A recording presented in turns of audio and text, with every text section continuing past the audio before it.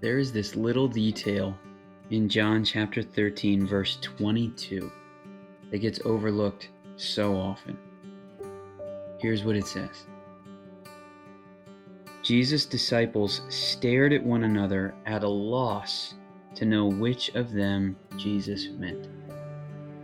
And it seems so insignificant, this little detail, but if we back up, we gain the context and a deeper understanding of what in the world is going on here. It's the Last Supper, Jesus' final meal on earth, and Jesus has just finished interrupting the meal and washing the disciples' feet. Judas had been with them this entire time.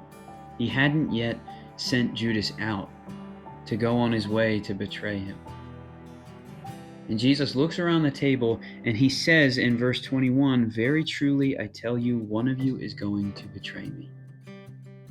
At the meal, it's the first time that Jesus tells the 12 that there is a betrayer in their midst.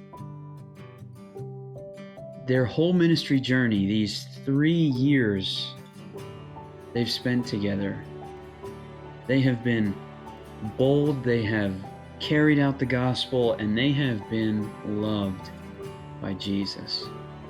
And Jesus has loved them so well that they didn't know who it was that would betray him. And this is unbelievable because Jesus knows exactly who it's going to be.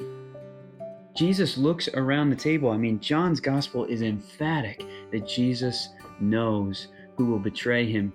And that means that even as Jesus knew it was Judas, Jesus still loved him so much that the rest of the disciples couldn't tell through Jesus' behavior who it was that was going to betray Jesus.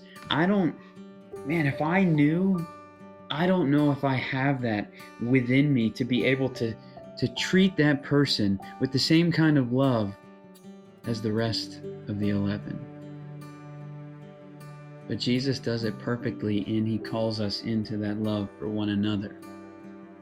And so when Ephesians 4 verse 2 calls us to bear with one another, it's not just in the moment of sin, and it's certainly not calling us as a response to sin, but as a response to the kind of love that has been shown to us in Jesus to bear with one another. It is to graciously endure on behalf of another person, to subject that person, made in the image of God, to the grace of God poured out in Jesus.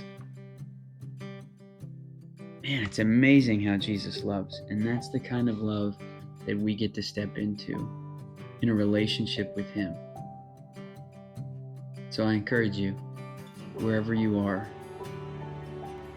to just spend some time in the Word. Spend some time talking to him in prayer. Spend some time in devotion, in worship. Turn on some worship music. Raise your hands. And just let the moment be honest. Because there's nothing that Jesus wants more than to have a relationship with you, to love you, and for you to experience the grace that was poured out through his life, his ministry, his death, and his resurrection.